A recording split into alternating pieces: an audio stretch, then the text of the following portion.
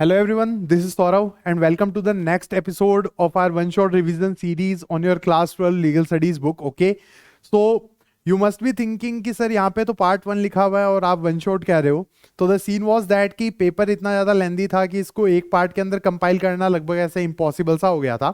I just said one shot because क्योंकि ये जो प्लेलिस्ट बनी हुई है मेरी वन शॉट रिवीजन सीरीज वाली, ये वीडियो उसी के अंदर अपलोड होने वाला है. Okay, so this is the part 1 of the video जिसके अंदर अपन एमसीक्यूज कवर कर लेंगे, question number 1 to question number 20 with detailed answers and explanations. ठीक है, मैं पूरा अच्छे से समझा दूंगा कौन से एमसीक्यू का कौन सा आंसर है, और उसके बाद में जो पार्ट 2 आएगा उसके अंदर मैं डिटेल्ड आंसर की भी अपलोड कर दूंगा. Okay, now one more thing I just wanted to share guys कि ये वाली जो आपकी न्यू एनसीईआरटी बुक है, ओके, जो 2023 के अंदर सीबीएसई ने रिलीज करी थी, तो इसका बेसिकली एक ही पेपर हुआ है सीबीएसई बोर्ड का कंडक्ट कराया हुआ, वो 2024 के अंदर हुआ था. ओके, और उसके अलावा जो भी पेपर थे वो ओल्ड एनसीईआरटी बुक के ऊपर थे. ओके, तो let me know in the comment section कि you want a discussion on 2023 paper और नॉट. मैं आपसे टेलीग्राम ग्रुप पे भी एक बार पूछ लूंगा कि आपको उसके ऊपर भी डिस्कशन चाहिए या नहीं चाहिए. अगर आप लोग हाँ कहते हो और एक रिस्पॉन्स आता है तो I will be doing that कि जो जो चैप्टर्स नई बुक के अंदर है उन क्वेश्चंस को अपन डिस्कस कर लेंगे. अदरवाइज तो I think we will be done and dusted with that only. Okay, तो it will depend upon your response कि आपको 2023 वाले पेपर का डिस्कशन चाहिए या नहीं चाहिए. Okay, now moving forward with the first question, एक बार देख लेते हैं कि इसके अंदर कौन कौन से क्वेश्चंस है. तो पहला वाला क्वेश्चन क्या है, national and state human right commissions are governed by. तो ये क्वेश्चन आप, ये जो क्वेश्चन आपका चैप्टर 7 से निकल के आ रहा है. ओके, तो protection of civil rights act 1955 ये नहीं है, this is not the answer. Universal declaration of human rights नहीं, ये भी नहीं है. Article 338 of the constitution of India, इससे national commission for scheduled caste और national commission for scheduled tribes बनते हैं. Okay, so this is not the answer. Okay, answer will be protection of human rights act of 1993. ठीक है, D for dog is the answer of the question number 1 of your class 12 legal studies 2024 paper. और ये set D है. Okay, जो 2024 का paper था ना उसका सेट डी मैं सॉल्व कर रहा हूं. ओके, तो D for dog is the answer of the first question, that is the protection of human rights act of 1993. इसके अंडर ही नेशनल और state human rights commission establish किए गए थे और इसी के अंडर ही ये गवर्न किए जाते हैं. Okay, now moving forward with the next question, that is question number 2. तो Jerry a US national has a 4-year undergraduate degree in political science. Okay, और उसके बाद में and is considering applying to law schools in USA and the prerequisite for doing this is. तो देखो, Jerry नाम की एक US citizen है, तो उन्होंने क्या किया हुआ है कि 4 साल का एक अंडर ग्रेजुएट कोर्स किया हुआ है. ठीक है, अब उन्हें कौन सा पेपर देना पड़ेगा लॉ करने के लिए. ठीक है, तो ये आपके चैप्टर 7 का ही क्वेश्चन है अगेन. ओके, जो आपका चैप्टर 7 था उसी से ये क्वेश्चन आया हुआ है. तो आंसर विल बी एलसेट. ठीक है, वहां पे एलसेट नाम का एक एग्जाम होता है, मैंने अपने उस वीडियो के अंदर भी अच्छे से समझाया हुआ है. लीगल एजुकेशन इन यूएस नाम से एक टॉपिक है ना. ओके, तो else it will be the answer. C is the answer of this particular question. Okay, now moving forward with the next thing, that is the question number 3. तो for the process of removal of जजेस in India identify the correct sequence in ascending order. Ascending order मतलब पहले क्या होगा और बाद में क्या होगा, ये हमें आइडेंटिफाई करना. ओके, और रिमूवल ऑफ जजेस का एक तरीके से सिनेरियो है. तो आर्टिकल्स कौन कौन से इसके, तो for the supreme court the article is 124 clause 4 of the constitution of India, और हाई कोर्ट के लिए जो आर्टिकल है वो आर्टिकल 217. ठीक है, तो सबसे पहले क्या होता है वो अपन देखते हैं. तो शुरुआत में तो देखो एक नोटिस जाता है, वो एमपीज के द्वारा जाता है, वो स्पीकर और चेयरमैन ऑफ राज्यसभा को एक नोटिस देते हैं. तो ये this will be the first step. Okay, उसके बाद में क्या होता है, इंक्वायरी कमिटी कॉन्स्टिट्यूट होती है, this will be the second step. Okay, उसके बाद में इंक्वायरी कमिटी अपनी इंक्वायरी रिपोर्ट सबमिट करती है, ये थर्ड स्टेप हो गया. एंड फाइनली इस रिपोर्ट के बेस पे ऑर्डर देता है प्रेसिडेंट. ठीक है, तो दीज आर द स्टेप्स. तो आंसर क्या हो गया अपना 3142. ठीक है, 3142 विल बी आर आंसर. तो 3142 लिखा हुआ है बी के अंदर. Okay, so B for ball is the answer of this particular question. Okay, शायद समझ में आ गया होगा. आर्टिकल से 124 clause 4 for the supreme court of India and 217 for the high courts. Okay, so this particular order will be there. Okay, तो question number 3 we are done and dusted with. Now moving forward with the access to notes and updates, so whichever the videos that I am uploading, okay, right now, और उसके बाद में भी जो मैं upload करूंगा, तो I am also putting all of them in a telegram group with all the PDFs that I am using. okay, आज भी जो भी PDFs मैं यूज कर रहा हूँ ये आपको टेलीग्राम ग्रुप के अंदर मिल जाएगी. ये जो भी इसके आंसर्स होंगे वो हाईलाइटेड मिल जाएगी आपको। ओके, तो you just have to type my name and उसके बाद में ब्रैकेट के अंदर CUT एंड क्लैट लिखना पड़ेगा टेलीग्राम के ऊपर। You will find my channel over there. Okay, और वहां पे जितने भी अपडेट्स मेरी तरफ से आते हैं वो आपको पोस्ट हुए हुए मिल जाएंगे। Okay, now moving forward with the next question guys. तो क्वेश्चन क्या है, असर्शन और रीजन का क्वेश्चन आ गया है यहाँ पे। तो PILs public interest litigation are based on tenets of citizen standing and representative standing. ठीक है, तो यहाँ पे क्या बोला है कि या तो सिटीजन PIL फाइल कर सकता है या रिप्रेजेंटेटिव PIL फाइल कर सकता है। Okay, so what do you think guys कि ये स्टेटमेंट सही है या गलत है? तो मेरे अकॉर्डिंग तो ये स्टेटमेंट सही है। ठीक है, असर्शन तो सही है, ट्रू है। ओके, उसके बाद ये PILs have strengthened the role of judiciary as a monitor and watchdog agency. तो PIL ने जुडिशरी को as a watchdog of the democracy strengthen किया है या नहीं किया है? तो according to me the answer will be yes. और ये एक तरीके से परफेक्टली इसको मतलब एक्सप्लेन भी कर रहा है। ठीक है, जो रीजन है वो असर्शन को एक्सप्लेन भी कर रहा है। तो आंसर विल बी ए। ठीक है, both A and R are true and R is the correct explanation of A। ठीक है, तो क्वेश्चन नंबर 4 का आंसर क्या हुआ? A। Okay, now moving forward with the next thing, that is the question number 5। तो match the country in the column A and column B। और ये क्या है? Advertising by lawyers. ठीक है, इसको देखते हुए अपन को ये मैच करना है। तो क्वेश्चन नंबर 5 के आप देखिए, इंडिया, मलेशिया, हांगकांग और उसके बाद में USA के प्रोविजंस यहाँ पे दिए हुए हैं। तो इंडिया की अगर अपन बात करें तो क्या सिनेरियो रहेगा गाइज? यहाँ पे देखिए, lawyers are permitted to advertise in print media नहीं है। ठीक है, model rules of professional conduct नहीं है। Lawyers are allowed to put only a 5 piece information on internet. ठीक है, तो दिस विल बी इंडिया का कॉलम। ओके, उसके बाद में लीगल प्रोफेशन पब्लिक और USA का ही है, model rules of professional conduct 1 USA का है। ओके, तो इससे अपन देखते हैं कि अगर अपना कुछ निकल सकता है तो A will be matched with 3। ठीक है, तो ये C के अंदर आ रहा है। देखो, इंडिया के अंदर लॉयर्स कैन पुट है 5 पीस इंफॉर्मेशन ऑन इंटरनेट अपनी वेबसाइट के ऊपर। ये तो अपनी बुक के अंदर साफ दिया हुआ है। ओके, तो A किससे मैच हो रहा है? 3 से मैच हो रहा है। और देख लो C ऑप्शन के अंदर A 3 से मैच होता हुआ सिर्फ एक ऑप्शन के अंदर दिख रहा है। तो आंसर क्या आएगा? C ही आएगा। तो ये तो सीधा का सीधा एलिमिनेशन मेथड से हो गया। अगर इंडिया का भी लॉ आपको पता है तो you can easily solve this particular thing. Okay, और बाकी मैचिंग अगर अपन करके देखें तो USA जो है, D जो है वो किससे मैच हो रहा है? 1 से मैच हो रहा है। ठीक है, उसके बाद में B जो है वो देखो 4 B4 से मैच हो रहा है। तो मलेशिया का क्या होगा? Legal profession publicity rules 2 and 1 regulates advertising by lawyers. Okay, और उसके बाद में जो हांगकांग का जो बचता है C, वो 2 lawyers are permitted to advertise in print media. Okay, so we are done and dusted with question number 5। Answer is C। Okay, now moving forward with the question number 6 एक बार देख लेते हैं। तो aim of Lokpal and Lokayukta act of 2013 is, इसका aim क्या है?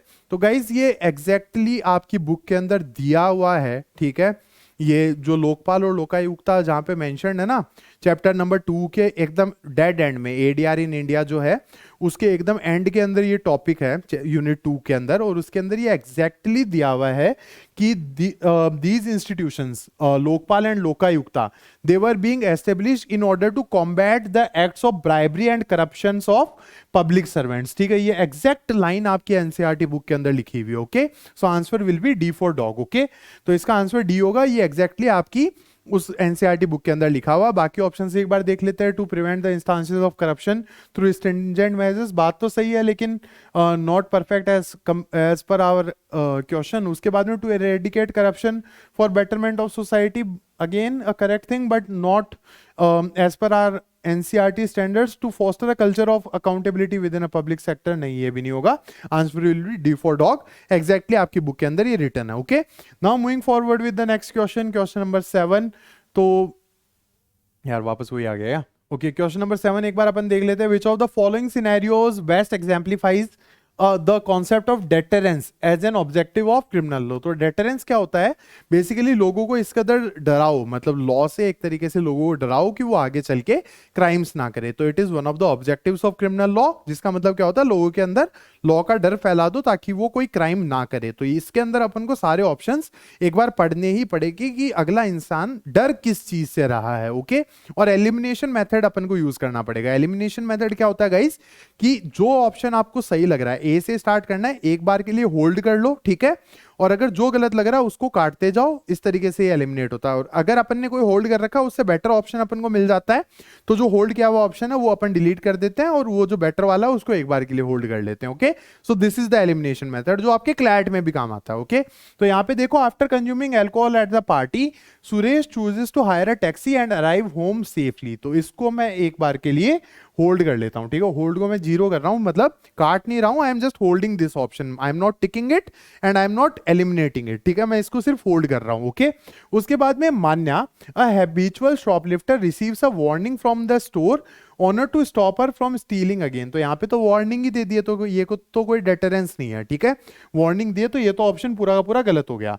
Alex caught driving under the influence of alcohol faces hefty fine, licence suspension and mandatory education programme. तो ये तो रिहेबिलिटेशन है, it is not deterrence. Okay, तो बी और C तो डिलीट हो गए और ए अभी तक होल्ड पे है। अगर मान लो डी अपन को ए से बेटर लगा तब तो डी आंसर होगा, otherwise A will be the answer. Okay, तो Sana refrains from cheating in an exam being aware of the punitive consequences. ठीक है, तो सना को पता है कि अगर वो चीटिंग करेगी तो उसको कानूनी तौर पे सजा मिल सकती है, इसलिए उसने चीटिंग नहीं करी। ओके, और अपन को क्या ढूंढना है, डेटरेंस ढूंढना है। डेटरेंस का मतलब क्या होता है, लोग क्रिमिनल लॉ के डर से कोई क्राइम नहीं करते हैं। तो एक चीज बताओ, ए ज्यादा बेटर था या डी ज्यादा बेटर था? तो according to me answer will be D. Okay, क्योंकि यहाँ पे डेटरेंस अपन को प्रॉपर्ली दिख रहा है। तो यहाँ पे जो मैंने होल्ड किया था, यहाँ पे जीरो लिखा था, इसको मैं काट देता हूं और डी को करेक्ट कर देता हूं। तो क्वेश्चन नंबर 7 का आंसर क्या हुआ, D for dog. Okay, now moving forward with the next question, that will be the question number 8।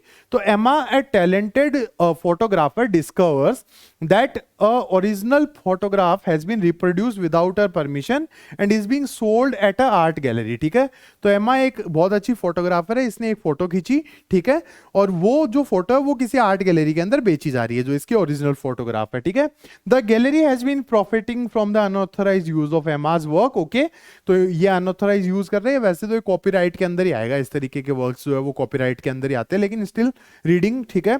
Causing her financial loss and diminishing the value of her artistic creation, which of the following intellectual property right of Emma is being violated by the art gallery. तो देखो, patent तो नहीं है, patent basically inventions के ऊपर होता है। ठीक है, ट्रेडमार्क जनरली देखो यार, लोगोस वगैरह और ये सब होते हैं। ठीक है, लोगो हो गया, डिजाइन हो गया, नहीं लोगो हो गया, सिंबल हो गया, या फिर कोई anything else related to a brand image. Okay, तो इमेज जो इसने फोटो खींचे वो कोई ब्रांड इमेज नहीं है। ठीक है, ट्रेड सीक्रेट, कोई कंपनी की सीक्रेट इंफॉर्मेशन, ये भी नहीं है, तो answer will be copyright, that is C. ये मैंने आपको पहले ही बता दिया, ये तो कॉपीराइट सा ही लग रहा है। ओके, तो क्वेश्चन नंबर 8 का आंसर सी है। Now moving forward with the next thing, question number 9। Adhir is indebted to Bhanu. ठीक है, तो अधीर ने किससे पैसे ले रखे हैं, भानु से ले रखे हैं। ठीक है, तो अपन एक काम करते हैं, ए तो लिख देते हैं अधीर को, और भानु ने ए को पैसे दे रखे हैं, तो मैं इस तरीके से एरो बना देता हूं। ठीक है, उसके बाद में भानु ने किससे पैसे ले रखे हैं, चित्रंजन से। ओके, तो Bhanu has taken money from हुम, चित्रंजन। ठीक है, उसके बाद में बाय म्यूचुअल एग्रीमेंट, ये दिख रहा होगा शायद आपको, by mutual agreement among the three, Bhanu is absolved of the liability to pay Chitranjan and Chitranjan accept Adhir as his debtor. तो भानु ने क्या बोला कि बेसिकली अधीर जो है वो चित्रंजन को पैसे दे देगा। ठीक है, ये एक नया कॉन्ट्रैक्ट बन गया, बाकी सारे के सारे वो जो 2 कॉन्ट्रैक्ट थे वो कैंसिल हो गए, और अधीर क्या करेगा, वो चित्रंजन को पैसे दे देगा। ठीक है, तो that is the scenario. The understanding is converted into a contract, which of the following options correctly describes the effect of this new arrangement on the already existing contract between the parties. ठीक है, तो मेरे ख्याल से तो guys ये novation होगा, क्योंकि एक नया कॉन्ट्रैक्ट बना है ना, novation means making a new contract. Okay, तो the existing contract is discharge by novation as the new contract will substitute the old one। और यहां पे देख लो, 2 कॉन्ट्रैक्ट्स थे गाइस, भानु ने पैसे दे रखे थे अधीर को, और चित्रंजन ने पैसे दे रखे थे भानु को। ओके, और यहां पे एक नया कॉन्ट्रैक्ट बन गया जो मैंने इनसर्कल किया। Okay, so this is a new contract which is called novation. Okay, तो answer will be B. Okay, question number 9 अपना हो गया। Now moving forward with the next thing, that is question number 10। तो assertion reason का question आ गया guys, फिर से एक बार अपन देख लेते हैं। तो tribunals have contributed in supplementing the role of courts in adjudicating service disputes. Okay, बात तो सही है यार, ट्राइब्यूनल्स ने हेल्प आउट तो किया ही है कोर्ट्स को, मैटर्स को मतलब एक तरीके से एडजुडिकेट करने के अंदर, और सर्विस डिस्प्यूट्स वगैरह को भी ये एडजुडिकेट करते हैं, तो ये तो सही बात है, इसके अंदर तो कुछ भी गलत नहीं है। Appeals against the orders of the division bench of any high court lie before the central administrative tribunal. नहीं यार, ये तो नहीं होता, मतलब हाई कोर्ट के ऊपर जो अपील होती है वो तो सिर्फ सुप्रीम कोर्ट के अंदर जाती है, मतलब ये तो हो ही नहीं सकता। ये हाई कोर्ट के ऊपर ट्राइब्यूनल्स की अथॉरिटी नहीं होती, high court is a higher authority over tribunals. Okay, तो ये वाला जो रीजन है वो गलत है, असर्शन है वो सही है। Okay, so answer will be A is true but R is false. Okay, C will be the answer, क्योंकि हाई कोर्ट से बड़े थोड़ी है, ट्राइब्यूनल्स कितने भी बड़े हो जाए हाई कोर्ट से बड़े नहीं हो सकते। ओके, तो R is wrong, A is true. Okay, C will be the answer. Now moving forward with the question number 11, which of the following statements correctly describes features of tort law. तो ये आपको एक बार देखना पड़ेगा guys, मतलब काफी tricky question है ये सॉल्व करने के हिसाब से।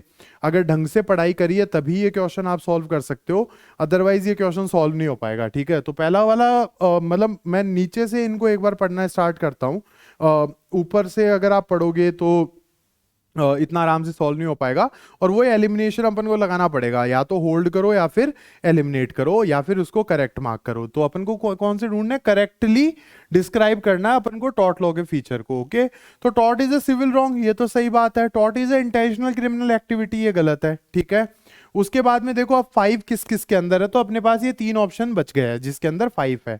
अब 4 किसके अंदर आ रहा है, 4 तो अपन ने काट दिया, 4 तो ऑप्शन है नहीं, मतलब ए और सी तो एलिमिनेट हो चुके हैं। ठीक है, और 3 देखो दोनों के अंदर आ रहा है। अब अपने पास 2 ऑप्शन बच रहे हैं, बी और डी बच रहे हैं। एलिमिनेशन मेथड भी सिखा रहा हूँ गाइस, ये क्लैट में भी काम आता है। ठीक है, तो जो बच्चे आगे क्लैट की तैयारी कर रहे हैं उनके लिए भी ये सही है। तो देखो बी और डी अपने पास 2 ऑप्शन बच रहे हैं, दोनों के अंदर 3 है, मतलब 3 तो सही ही है। Tort is an instrument for making people adhere to standards of reasonable behaviour, ये एमसी सेटलवाद की कही हुई बात है। ठीक है, ये इंडिया के फर्स्ट अटॉर्नी जनरल भी थे। ठीक है, तो ठीक है, नाम तो पूरा नहीं लिख पा रहा हूँ, बट एमसी सेटलवाद की ये कही हुई बात है, डेफिनेशन जो आपकी बुक के अंदर लिखी हुई है। ओके, तो 3 हो गया। अब अपन को क्या पिक करना है, देखो 1 और 2 के अंदर लड़ाई है, अब इनमें से कौन सा सही है। तो damages under tort law are always unliquidated, और फिर उसके बाद में tort is a civil law subject. अब इन दोनों में से अपन को चूज करना है गाइस कि कौन सा सही ऑप्शन है। अगर मान लो 1 वाला सही ऑप्शन है तो आंसर डी आ जाएगा, और अगर 2 वाला ऑप्शन सही है तो आंसर जो है वो बी आ जाएगा। ओके, तो एक चीज यहां पे आप देखो गाइस, ये क्या लिखा हुआ, ऑलवेज अनलिक्विडेटेड। ऑलवेज अगर लिखा हुआ आ जाए एमसीक्यू वाले सवालों में तो गाइस उस चीज से रिफ्रेन ही कर लिया करो, अगर आप मेरी मानो तो। ओके, और आपकी एनसीईआरटी बुक के अंदर साफ साफ लिखा हुआ है, जहां पे भी अनलिक्विडेटेड डैमेजेस की बात आई हुई है ना। Okay, I guess page number 62 है या कौन सा है, मतलब देख लेना, I don't remember exactly, but हाँ ऑलवेज नहीं होते, ऑफन अनलिक्विडेटेड लिखा हुआ है। ठीक है, the damages are often unliquidated, तो ये जो सेकंड वाला है ये गलत है। ओके, तो 1, 3 एंड 5 ये जो है ये करेक्ट है, तो answer will be D for dog. Okay, D for dog will be the answer. 1, 3 and 5 correctly describes this particular thing. Okay, now moving forward with the next thing, that is question number 12, why is sole proprietorship the easiest type of business to establish. तो ये देखो, why it is the easiest type of business to establish, इस शब्द को पकड़ के चलना है कि इसको एस्टेब्लिश करना सबसे आसान क्यों है, because there is no separate entity of the owner and business in the eyes of law. तो ये देखो, it is one of the feature of sole proprietorship, लेकिन इसका एस्टेब्लिशमेंट से कोई लेना देना नहीं है, इसलिए ये ऑप्शन गलत है। ठीक है, because there is lack of government regulation, hold कर रहा हूं मैं इसे एक बार के लिए। ठीक है, because the sole proprietor enjoys all the profits and bears all the losses, नहीं ये फीचर है, एस्टेब्लिशमेंट से कोई लेना देना नहीं है। Because the liability of sole proprietor is unlimited, again it is a feature, doesn't have anything to do with the establishment of sole proprietorship. Okay, तो 3 ऑप्शन तो अपने एलिमिनेट हो गए, एक अपन ने होल्ड कर रखा था, that will be the right answer. तो answer is B for ball. Okay, because there is lack of government regulation, आप आराम से अपनी कोई किराने की दुकान या इस तरीके का धंधा स्टार्ट कर सकते हो जो सोल प्रोप्राइटरशिप कहलाते हैं। ओके, तो that's why it is the easiest way of business to start और एस्टेब्लिश। ओके, क्वेश्चन नंबर 13 की तरफ एक बार मूव करते हैं guys, which of the following statement is true for consideration as an important element of contract. Okay, तो ये भी थोड़ा सा ट्रिकी है, इसके जो ऑप्शन है। ठीक है, consideration as an important element of contract के लिए कौन सा जो स्टेटमेंट है वो ट्रू है। ठीक है, तो we have to find a true statement, तो contract without consideration is voidable, नहीं, contract without consideration is void, ठीक है, it is not voidable, it is void. Consideration must be adequate and real, consideration must be real but it must not be adequate, ठीक है, adequacy जो है वो कोई ऐसा कोई बार नहीं है इसके अंदर, तो ये भी गलत हो गया.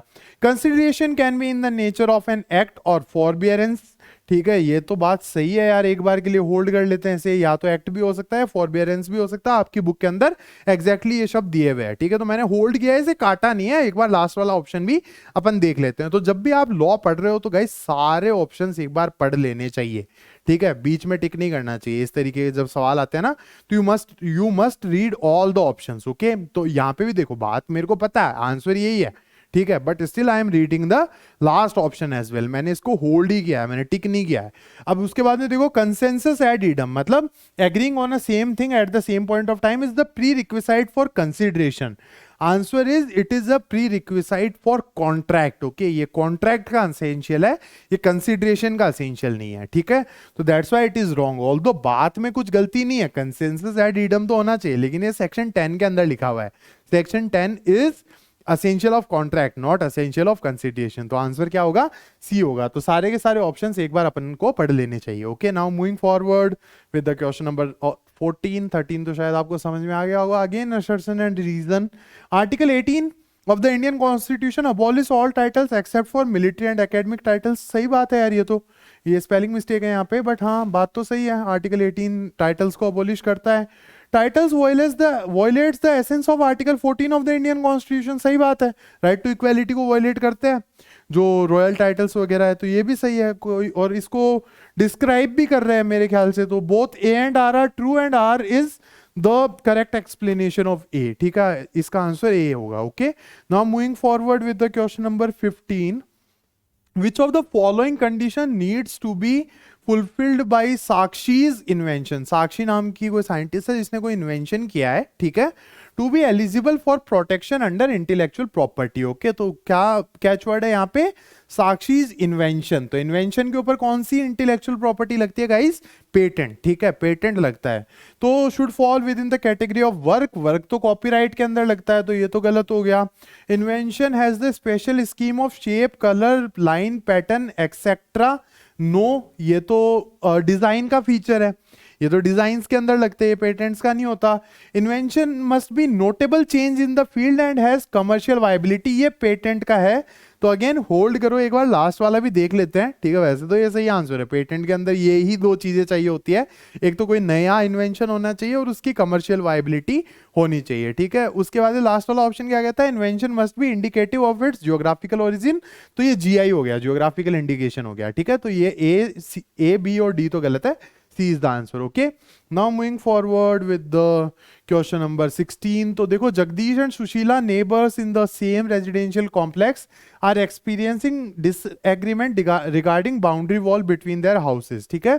They would like to resolve this dispute through a method that encourages open communication and mutual agreement. तो इनको open communication भी चाहिए और mutual agreement भी चाहिए. तो litigation तो normal कोर्ट वाले केसेस हो गए, ये तो होगा नहीं. नेगोशिएशन होल्ड कर लेता हूं, लोक अदालत नहीं होगा, ठीक है. मीडिएशन और नेगोशिएशन की अगर अपन बात करें तो mediation is a better option for open communication and mutual agreement, ठीक है. तो मैंने ये होल्ड किया हुआ ऑप्शन काट दिया है and answer will be mediation. D for dog is the answer of question number 16, okay. Now moving forward with the next thing, that is question number 17. तो assertion reason again, fundamental duties are enforceable in court of law. ना जी ना, ये तो नहीं होता यार. Court of law and one can be punished for its violation. No, नहीं होता. अगर सरकार कोई लॉ बना देती है फंडामेंटल ड्यूटीज के एनफोर्समेंट के लिए, स्पेशल लॉ बना देती है, तो ये एनफोर्सेबल होती है. वैसे fundamental duties are not enforceable in any court of law, ठीक है. तो ये तो गलत है. उसके बाद में fundamental duties contain standards to be followed by the citizens. ये स्टेटमेंट सही है गाइस, ओके. तो अब इसका आंसर क्या होगा, A is false but R is true, okay. So D for dog is the answer, ठीक है.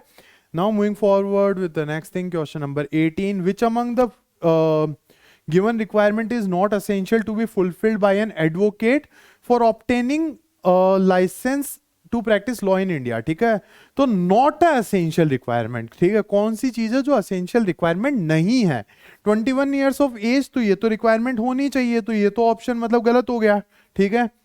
उसके बाद में an LLB degree from a college university recognise from bar council of India, तो ये भी रिक्वायरमेंट होनी चाहिए। Enrolment with bar council of India, नहीं, enrolment should be there with the state bar council. Okay, enrolment state bar council करवाती है और जो ऑल इंडिया बार एग्जामिनेशन है वो बार काउंसिल ऑफ इंडिया करवाती है। तो इसका आंसर जो है वो सी होगा, ठीक है। Enrolment must be with the state bar council, और यहाँ पे इन्होंने गलत लिख दिया, ठीक है। तो it is not essential to be fulfilled. आपको बार काउंसिल ऑफ इंडिया में रजिस्ट्रेशन करवाने की कोई जरूरत नहीं है, आपको स्टेट बार काउंसिल में रजिस्ट्रेशन करवाना पड़ता है। Okay, now moving forward with the question number 18। तो two companies ABC and XYZ have a contractual dispute regarding non payment of services rendered, ठीक है। तो इनके बीच में कोई सर्विस का कॉन्ट्रैक्ट हुआ था तो किसी ने पैसे नहीं दिया, ठीक है। Instead of going to the court they decide to pursue ad hoc arbitration. Ad hoc arbitration का मतलब क्या होता है कि आप कोई आर्बिट्रेशन इंस्टीट्यूशन के पास ना जाके अपने हिसाब से कोई आर्बिट्रेटर हायर करके आर्बिट्रेशन करवा रहे हो। This is ad hoc arbitration, ठीक है। Ad hoc arbitration to resolve that dispute, ठीक है। Which of the following is the key feature of ad hoc arbitration, इसका फीचर अपन को बताना है। तो process is conducted by an arbitral institution, नहीं। एड हॉक आर्बिट्रेशन का तो मतलब ये हो गया यार कि मतलब आप किसी इंस्टीट्यूशन के पास ना जाके अपने एंड पे कोई आर्बिट्रेशन करवा रहे हो। उसके बाद में the process follows a predetermined set of rules establish by recognised arbitration organisation, नहीं, ये भी नहीं होगा। Parties have the flexibility to tailor the arbitration process to their specific needs and preferences। इसको मैं होल्ड कर देता हूं एक बार के लिए, टिक नहीं कर रहा हूं, होल्ड कर रहा हूं। ये एड हॉक आर्बिट्रेशन का फीचर लग रहा है क्योंकि फ्लेक्सिबिलिटी है इसके अंदर। आप अपने हिसाब से आर्बिट्रेटर हायर करो, अपने हिसाब से आर्बिट्रेशन के रूल्स वगैरह सेटअप कर लो आर्बिट्रेटर से बात करके, तो ये होता है एड हॉक आर्बिट्रेशन के अंदर, टेम्पररी आर्बिट्रेशन जो है, ठीक है। तो सी को अपन ने होल्ड कर लिया, एक बार डी देख लेते हैं, otherwise C will be the answer. Okay, तो the process is conducted by sole arbitrator appointed under the statutory provisions, नहीं, ये स्टैट्यूटरी आर्बिट्रेशन के अंदर होता है। Defence of India act of 1971, ये कुछ लॉज होते हैं जो मतलब बेसिकली ये साफ साफ कह देते हैं कि इसमें तो आपको आर्बिट्रेशन ही करवाना पड़ेगा, ठीक है। तो ये स्टैट्यूटरी आर्बिट्रेशन का फीचर है, एड हॉक आर्बिट्रेशन का फीचर नहीं है, ठीक है। और ये जो पहले दो है ये इंस्टीट्यूशनल आर्बिट्रेशन के फीचर है, तो answer will be C. C is the feature of ad hoc arbitration, that is temporary arbitration as well. Okay, now moving forward with the last question that we are going to discuss in this particular video. Okay, तो Jay is accused of stealing a valuable item from a store, ठीक है। तो जय ने चोरी करी है, theft किया है। ड्यूरिंग द ट्रायल, जो केस चल रहा था, द प्रोसिक्यूशन मतलब सरकारी वकील argues that he acted with particular mental state regarding the alleged theft, ठीक है। उसका एक मेंटल स्टेट था। उसके बाद में which of the following legal concept relates to the mental state of जय plays a role in culpability. तो देखो मेंटल स्टेट क्या होता है, क्रिमिनल लॉ का बेसिक कॉन्सेप्ट है। जो फिजिकल एक्ट है उसको तो अपन एक्टस रियस कहते हैं, और जो मेंटल एक्ट है, जो मेंटल स्टेट है, उसको अपन मेंस रिया कहते हैं। ओके, तो answer will be B for ball, that is mens rea, ठीक है। Actus reus is the physical act, motive तो रोल ही प्ले नहीं करता, it just serves as a clue towards the intention, ठीक है। And mens rea is the aggravated form of intention, okay. और ignorance of law तो यहाँ पे लग ही नहीं रहा है, तो B for ball is the answer, that is mens rea. Okay, so we are done and dusted with all the MCQs, question number 1 to question number 20, that was part 1 of our 2024 PY की discussion. Part 2 जो है वो detailed answer के साथ question number 21 to question number 40 मैं अगले दिन ही अपलोड कर दूंगा। The day this video will be release, उसके नेक्स्ट डे आपका पार्ट जो 2 है वो अपलोड हो जाएगा। Okay, thanks a lot for attending this particular lecture and don't forget to like and subscribe and share this video with all the people. और एक और बात मेरे को कहनी थी गाइस कि ये वाली जो बुक है, मेरे पास कुछ कमेंट्स आए थे, बच्चे कह रहे थे कि जो कवर पेज मैंने लगा रखा है ये तो हमारी NCERT है ही नहीं। एक्चुअल में ये न्यू NCERT है यार, ठीक है। तो इसी से पढ़ना है, और अगर नहीं है तो मेरे को ईमेल कर देना, या टेलीग्राम ग्रुप के अंदर मेरा ईमेल एड्रेस पड़ा है और चैनल के डिस्क्रिप्शन में मेरा ईमेल एड्रेस पड़ा है, ठीक है।